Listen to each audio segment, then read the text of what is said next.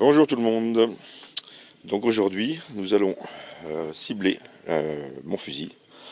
Donc c'est un Baïkal MP 155 en 12,89 avec cette fois un viseur point rouge Buris que voici. Alors là il a la protection par dessus. Je vais l'enlever.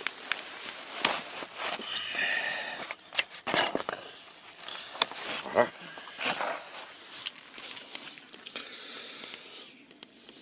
Donc c'est très petit. C'est un Buris Fast Fire génération 3.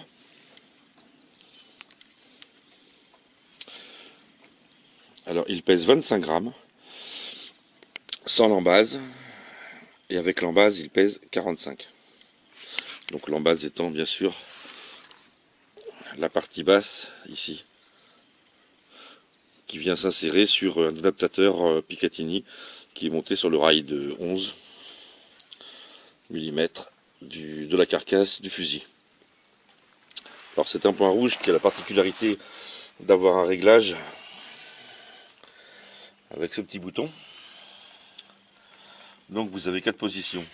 La première position c'est un mode automatique, donc il gère automatiquement la luminosité suivant la lumière ambiante. Deuxième position, il est à fond. Troisième position, on va dire puissance moyenne. Et quatrième position, puissance faible. La cinquième position étant l'arrêt. Il est équipé donc d'un cache qui possède deux petites glaces en plastique. Donc on peut le poser par-dessus. Voilà, en cas de pluie, le soleil, ça fait par soleil, par pluie. On a accès bien sûr toujours au bouton de réglage. Donc c'est pas mal pensé du tout.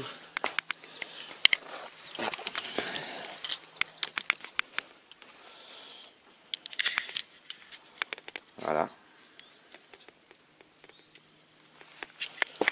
Donc quand on l'enlève, voilà grosso modo ce qu'on voit. C'est-à-dire que normalement au tir on ne voit pas le canon.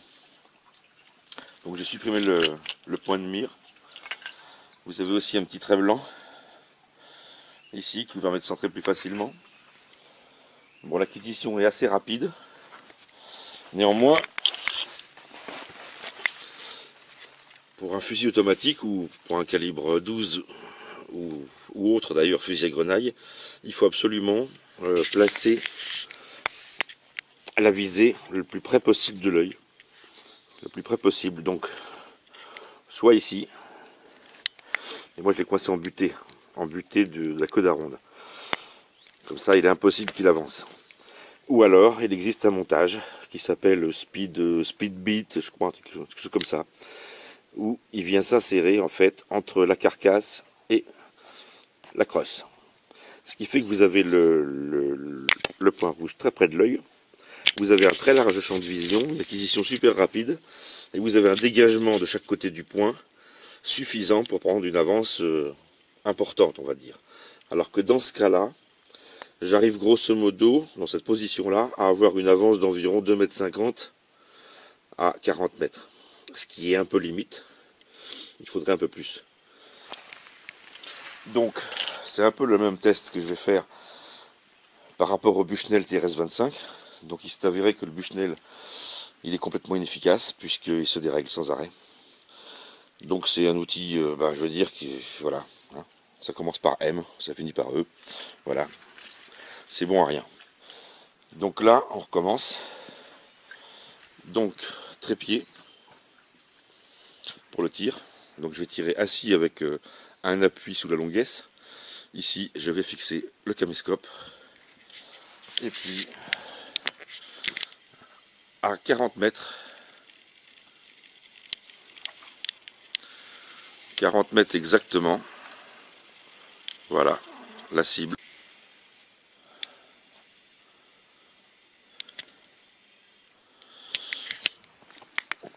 Donc je fixe ça et on va commencer les premiers essais.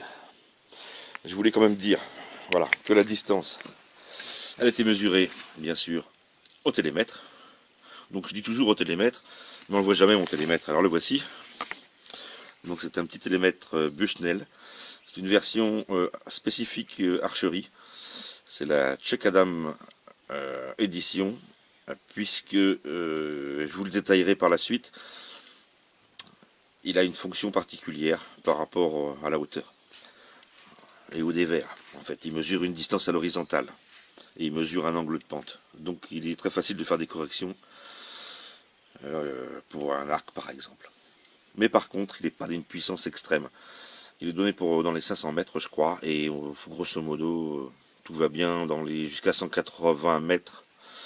On mesure parfaitement. Après, c'est suivant le biotope, suivant la réflexion du paysage, on va dire. Donc pour ce test, je vais utiliser des cartouches de ma fabrication. Toujours pareil. Donc ce sont des balles Gualandi. Alors que je ne me trompe pas, ce sont des Galbo 28 grammes, sous-calibrés. Et là, j'ai pas cherché du tout la performance. J'ai cherché une régularité et je les ai chargés avec de la A0 en modifiant l'amorce par rapport à la dernière fois. Elles sont un peu plus lentes. Elles font 465 mètres secondes. Bon, ce qui est déjà pas mal, hein. 465 mètres secondes, ça donne une énergie d'un peu plus de 3000 joules, ce qui est déjà méchant. Et la balle fait 432 grains. Donc 432 grains, 465 mètres secondes, c'est déjà sérieux. Alors, différence avec le TRS. Sur celui-ci, un clic égale 1 MOA. Donc, c'est toujours ambigu leur réglage, puisque les réglages américains disent, enfin ils disent, que 1 MOA. Donc c'est une minute d'angle, un MOA. Donc dans un cercle, vous avez 360 degrés. Et dans 1 degré, vous avez 60 minutes. 1 MOA correspond à justement une minute d'angle. Donc c'est un angle qui est très petit. Effectivement, on peut mesurer une hauteur à partir du moment où on a une distance. Donc, d'après les Américains, un MOA mesure 1 inch à 100 yards. Sauf que c'est faux. Parce qu'un inch, c'est 2,54 cm, et en fait, c'est pas la vraie valeur. Ils l'ont déjà arrondi. Puisque ça doit être, si mes souvenirs sont bons, c'est 2,66 mm. Enfin, on va dire, comme les Américains, que ça correspond à 2,54 à 100 mètres. Ce qui donnerait, dans mon cas, à 40 mètres, une valeur d'un clic. Donc en fait, un clic de réglage va correspondre à 1 cm 11 exactement, à 40 mètres. Donc je ne l'ai pas réglé du tout, il est tel que je me suis mis à 40 mètres. J'espère que la balle va toucher la cible, enfin la planche au moins, que je puisse faire le nécessaire au niveau du réglage. Je me dépêche parce que la nuit est en train de tomber. Et voilà, j'espère pouvoir faire le réglage. Donc c'est parti. Donc reprise des essais, puisque hier soir il faisait trop sombre. Et je manquais de balles en plus. Donc en fait, la première balle, elle était bien dans la planche. Elle était tout en bas, ici. Mais je pensais que c'était un ancien trou. Donc je me suis rapproché à 20 mètres, pensant que la balle n'était pas dans la planche. Donc à 20 mètres, bien sûr, la balle a tapé ici. Donc je suis venu mesurer sur place, avec 1 mètre, pour connaître le nombre de MOA de correction à faire. Il se trouve que j'ai vérifié les calculs, je ne me suis pas trompé. J'ai fait le nombre de clics nécessaires. Et alors là, problème, je me suis retrouvé ici.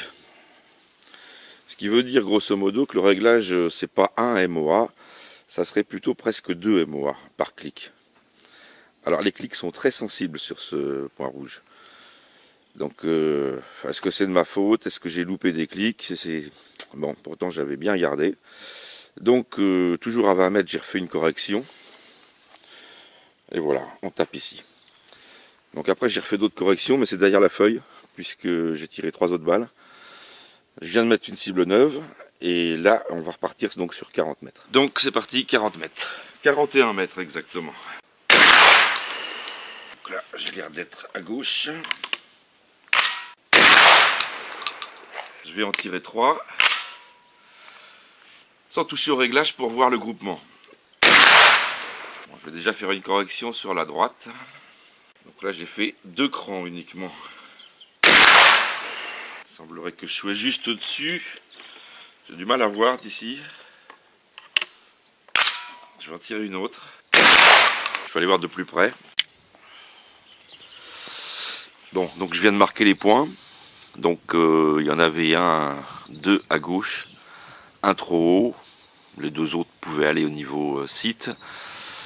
J'ai corrigé l'azimut, donc j'ai déplacé 2 crans sur la droite. Il y en a une juste au-dessus, une au-dessous qui touche.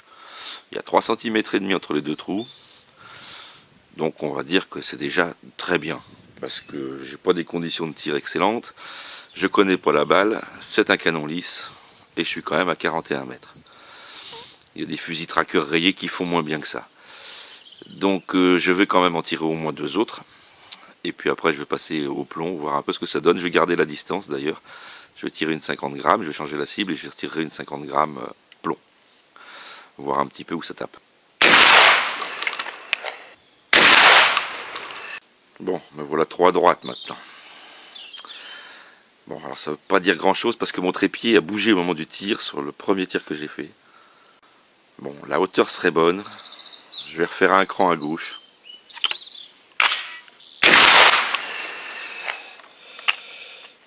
Je vais en mettre une autre.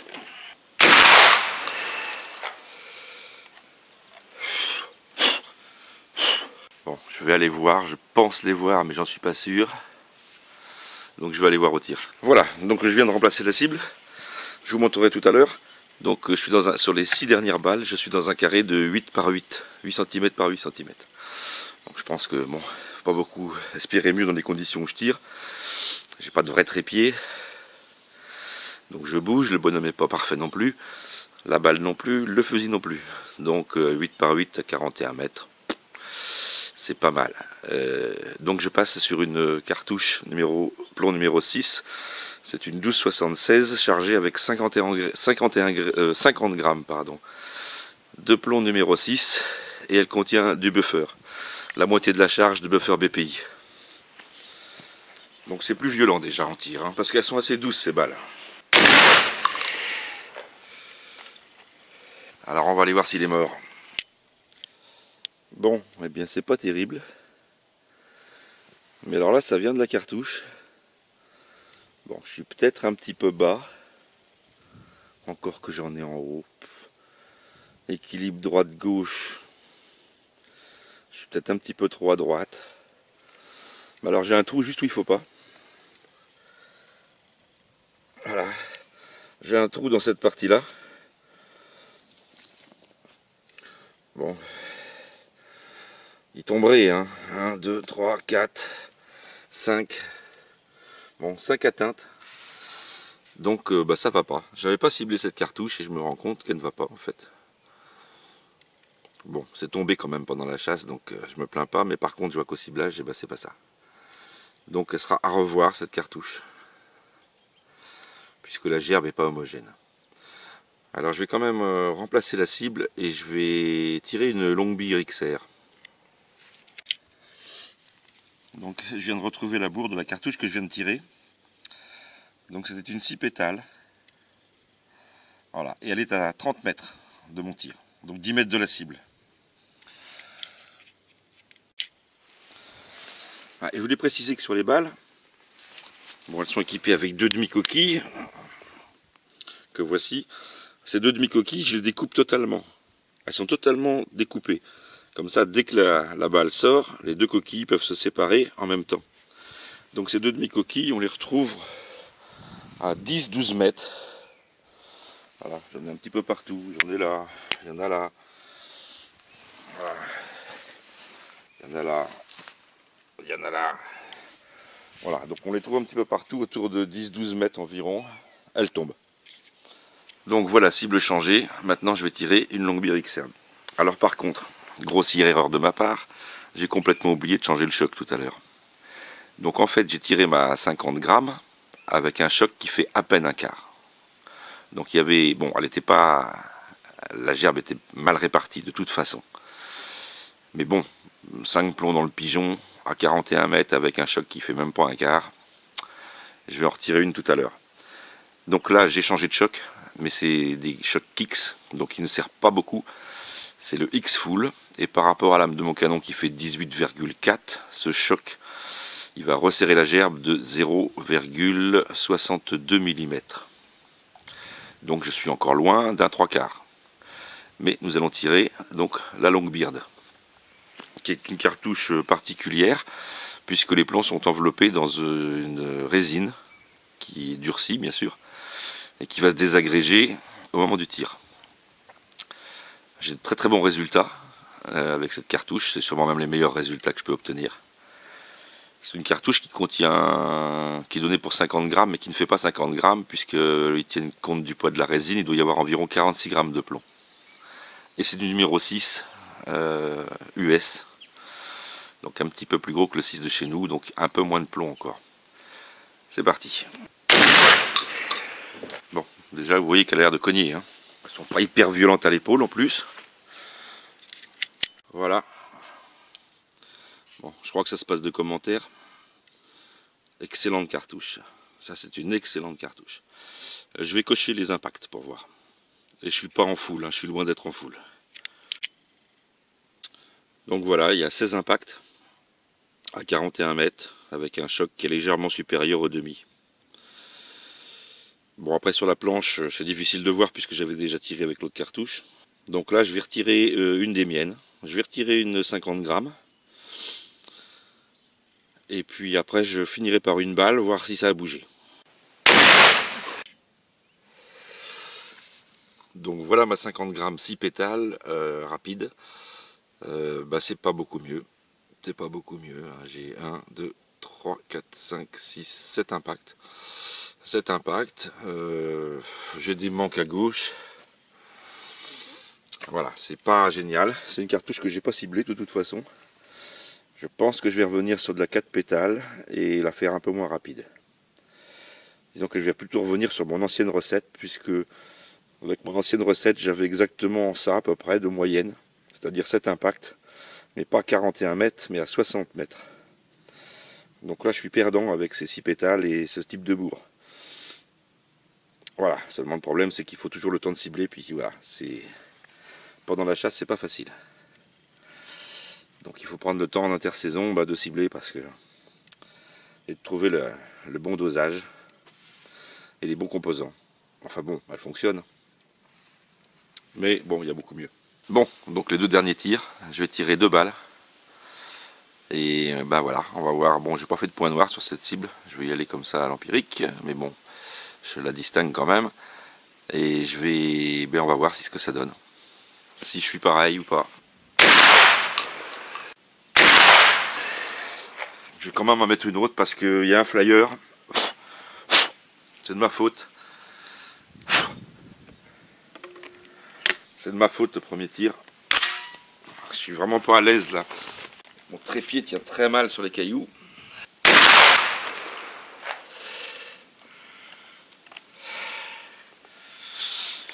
Ah, c'est pas évident du tout sur ces cailloux. Mon trépied tient vraiment très mal. Bon, je vais aller voir, mais... Bon. Alors, je sais que j'ai fait une erreur de tir au premier tir, ça c'est sûr. Alors, je sais pas laquelle c'est, si c'est celle-ci ou celle-ci. Au deuxième tir, je l'ai senti parfaite, plein centre. Troisième tir, ça bouge aussi sur mon trépied, c'est pas terrible. Et je la remets à côté, donc... c'est difficile à dire, sans compter que là, il y a... Ouais, j'ai 10 cm. J'ai 9 cm et demi. Là, ça fait un peu beaucoup. Bon, je sais pas trop quoi en penser. Il faudrait que j'essaye d'autres balles. Je pense. Bon, enfin bon, déjà, au niveau du réglage, ça n'a rien à voir avec un Bushnell. Là, on est sur autre chose. Donc c'est déjà le principal. Les gerbes tiennent bien, les groupements sont corrects. Bon, je suis pas un champion du tir, hein. Surtout dans ces conditions-là, parce que je suis vraiment mal installé. Donc je considère que c'est pas mal. Et bon, ça sera peaufiné avec mon trépied posé dans l'herbe, parce que autrement il est sur les cailloux et il bouge sans arrêt. Dès que j'appuie sur la détente, il a déjà bougé. Donc ça sera à refaire. Ça sera à refaire. Et puis je vais faire des tirs un peu plus longue distance aussi, pour mieux gérer les groupements à longue distance. Mais je ferai une balle tout ce qu'il y a d'ordinaire, c'est-à-dire ça sera sûrement une Galandy, mais je prendrai une 32 grammes cette fois, avec une vitesse, la vitesse de l'encartouchement de chez Rotwell, donc ça doit être 430 mètres secondes. Puisque c'est une des meilleures balles au niveau précision, avec les fiers aussi. Les sauvestres aussi sont bonnes. Mais bon, la Rotwell, avec la 32 grammes, est redoutable de précision. Donc je vais essayer ce chargement-là. Si, voilà, je voulais vous montrer que j'ai oublié. Donc le groupement de mes 6 dernières balles après réglage. Donc on est à 8 cm par 8 cm. Donc une ici, 2 là, 4, 5 et 6. Donc 6 balles dans 8 par 8. Pourvu que ça dure. Allez, j'ai enlevé les cibles, une petite vue d'ensemble. Donc en fait, à supprimer les premières, hein, celle-ci, celle-ci qui sont du réglage, celle-ci qui est du réglage, et celle-ci qui est du réglage. Après j'ai peaufiné en fait dans celle-ci. Donc quelque part, vous voyez à peu près ce que ça donne.